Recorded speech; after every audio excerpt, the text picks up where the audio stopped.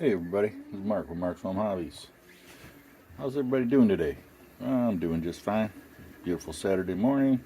Actually, it's not so beautiful. It's kind of rainy, but a little cold. What you're looking at here is one of those four-wheel drive desktop drifter RC cars, all taken apart. Yeah, it's a Dodge Charger one. And this is what it looks like, in case you never saw one on the inside before. These are four-wheel drive. So what you got up here on top is your servo motor for your steering. And you probably got some kind of a gear rack underneath there. And you've got your gearbox back here. And underneath this little case right here is the four-wheel drive transfer plate, the drive shaft. So what we're going to do is take this thing apart and see if we can't remove that drive shaft there, make it a two-wheel drive, and see if that makes it any easier to drive, or if we can turn this thing into something like a little mini drift car like it's supposed to be. The steering isn't all that great, so it does have a little toe out. You probably have to add some weight to it at some point too, so we'll see. We'll scale it up and see what goes on here. This is what the other section looks like. It has this tiny little battery in it. I could put a bigger battery in it. I have bigger ones.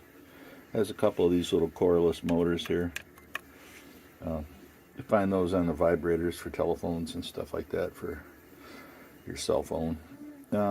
Yeah, so anyways, we're going to work on this guy a little bit, and I'll bring you back when I got a little bit more done, see what goes on. Yeah, I just took it apart, and I figured that the way it was sitting, I really probably wanted to make some different adjustments rather than removing any of the drivetrain at this point. So upon putting it back together again, though, I managed to break off this little wire here, so be very careful if you're taking these cars apart, because it doesn't take much to break the little wires off there, and then you better know where it goes back on, and you better have a good soldering iron, something like that right there, and know how to solder so you can fix your car. But what I'm going to do is, what I decided to do is take a piece of lead weight and put it in the front of the car up there. I think there's some room up there because that space translates to right up in here in this area. So I think I can get away with putting that in there. If not, I'll thin it out a little bit. I'll pound it down and thin it out. But yeah, you take a fishing lure and you chop it up and you can make little weights out of it. So that's what I did. And I noticed that on these type of little cars here that they never have enough steering downforce. So in order to make this car run right and make it a little bit more drivable, you need two things. You need steering dual rate, which the radio does not have, and throttle dual rate, which the radio does not have. So short of having those two things, you might need to have a little bit more weight on the front wheels to steer a little bit easier, because it's four-wheel drive and those wheels spin, so it doesn't always get traction in the front end. In terms of the back end, in terms of the overall car, you might need to put a little bit more weight in the whole car, period. So I may end up taking it back apart and putting a piece of weight back in here too in the back. I don't know, I'll have to try it first and see how it goes, but I have to fix the motor wire first, the front servo wire. And then notice that this is a little 55 milliamp battery right here. I have some 100 milliamp batteries. I could very easily put one of those guys in here and it would fit, and it would give not only a little bit of extra weight to the car, but it would give some more runtime, which is not too bad the way it is, but you can always have more runtime, never hurts. So I'm going to do that, and I'll bring you back when I get that done, and we'll see how it goes. Stay tuned. Yeah, that's the car I'll put back together again. Yep, and yeah, definitely you can feel the little bit of extra weight in the front, and I think really in terms of balance that balances the car out, the weight of the car out a lot. So we'll see how she drives. And then you're probably looking at this thing going, what the heck is that? Well, this thing here is a steering wheel helper right here, because if you just take this off like that, that steering wheel is much too small. And there's no way to control the amount of steering that you get, the rate. So if you place that on there, it fits on there nice and snug. like that.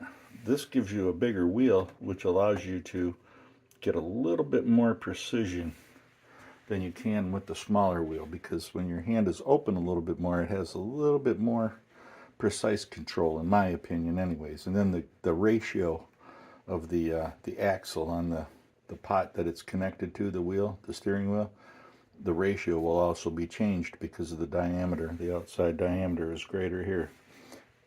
So mathematically it works. And I haven't tried it yet. This is just a little thing that I designed, printed on my 3D printer. It's you know, pretty easy to design, really. It's nothing. You can see that's all it is right there, a steering wheel with a cup, and it just fits on there perfect. I mean, it's like really nice. So when you drive it, it doesn't skip, but then when it gets to the end, it does let loose a little bit. So yeah, I can assume over time that it'll probably loosen up too, and I'll have to put a little something inside of there, maybe a couple of dots of hot glue, and smear it really thin so it's just really a thin coating, so it'll stay on there but still be removable. But yeah, this car is pretty nice. I like it. It's four-wheel drive though. I'll get the box and show it to you. Let's see what we got going on here. Here's the instructions, and here's the box and what you get with it. Charging cord, some pylons, and a nice case, and it looks like that. Desktop drift car. Except that's not the one that I got. I got the Charger. Yeah, so a little different than what's on the cover there, but... And that's the radio for it. This radio runs off 2 AA batteries. This, as I said before, has a 55 milliamp battery. Yeah, it's four-wheel drive. You can see right there. It has no gyro or anything like that, so I don't even see a way to really put it on there because the board and the steering and everything is all integrated into one circuit board. And so yeah, you probably could disconnect the motor, the servo motor, and reconnect the gyro in there at those pads, and then reconnect the output of the gyro to the motor, servo motor. So you probably could put it in there if you got one of those DAS micro gyros, or really small ones, that would fit in here. And yeah, you know, it might make a difference, although you know, the throttle is out of control, so you really need some kind of dual rate on the throttle. And I when I had this radio apart, I already have attempted to slow the rate of steering down by adding a resistor across to provide a little bit more resistance across on the steering pot, but it didn't seem to make too much difference. Maybe a little bit of difference, or I mean on the throttle pot, I'm sorry, not on the steering. The throttle pot, yeah, just to give it a little bit more, you know, low end play. I don't know, maybe it did. It certainly seems a little better now, but maybe it's because I'm getting used to the car, and I've drove it a couple of times now. But it's very hard to drive on this track here because the size. I have a problem. I'll show you this. Now this is the Turbo Racing car. You can see the size difference. And then this is the WL Toys 6401 FPV. And these two right here claim to be 1/64th. Yeah, I guess maybe this car would be that much bigger than that one. That's, in no way could I ever make that wheelbase 1/64th, and they claim that you can on this car. I really don't think that's possible. I mean, I think it's about 5 millimeters too short, which is about little, you know, about 1/8 of an inch imperial units. So yeah, but this is more like about 1/70th scale, and this is probably about 1/63rd scale, and this is probably 1/64th. So I don't know, but it just, there's so many different sizes when it comes to 1/64th. You know, I could pull out some other cars and do some more comparisons, but they're, you know, they're all slightly different, and I don't know who's really got 1/64th or not. But anyways, we're just going to run them and have fun. That's all. We're going to work on this little guy next and see what kind of trouble we can get into with that guy, because it has, like this one here, it's kind of funny because when I had it apart, it has an antenna, but yet it has like a Wi-Fi thing in there too.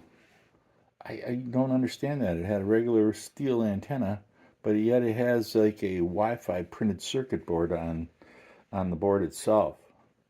Like maybe you could connect that up to Wi-Fi, but you really don't need Wi-Fi for this car. This is just a standard remote control. So I'm wondering why the heck there's a Wi-Fi antenna built onto this board here. That's kind of puzzling. Makes me think that that board is used for other things. And I know when I take this one apart, I want to see what kind of board it has in it. But yeah, I have a feeling that that board is used in more than one device. And it may have like a a port on there for a Wi-Fi camera or something. Because why else would it have a Wi-Fi antenna on the board? I don't know, but that's pretty interesting stuff when you take these little guys apart sometimes. So anyhow, thanks for stopping by, checking out this little video that I got about this desktop drifter car here, whoever makes it. I don't know, I can't pronounce the name. And the instructions don't help too much either. But yeah, so it was originally about that car and about the radio and the modifications that I did to try to get this four-wheel drive car to, to drive a little bit better and be a little bit more controllable. It's only, 20 some dollar car, $30 car. Same with that one. That one was like $18 or $16 or something, so it was really cheap. But you can't run that without the FPV sitting on top. But I did notice that there is a version that has a radio, and that your camera or your phone mounts right on top of that radio. And the radio looks strikingly like a WL Toys radio. So I may just see if I can get that car to bind up with WL Toys radio. Maybe one of those multi-boards like is in that car, where it has two different types of receivers in there. I don't know.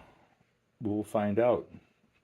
So anyway, thanks a lot for subscribing and sticking around. All the new subscribers, hey, appreciate it really a lot. And I hope I can get you to coerce your friends and your neighbors into coming and joining my channel too, so I can help to get to that magic number. We all know what that is. It's 1,000.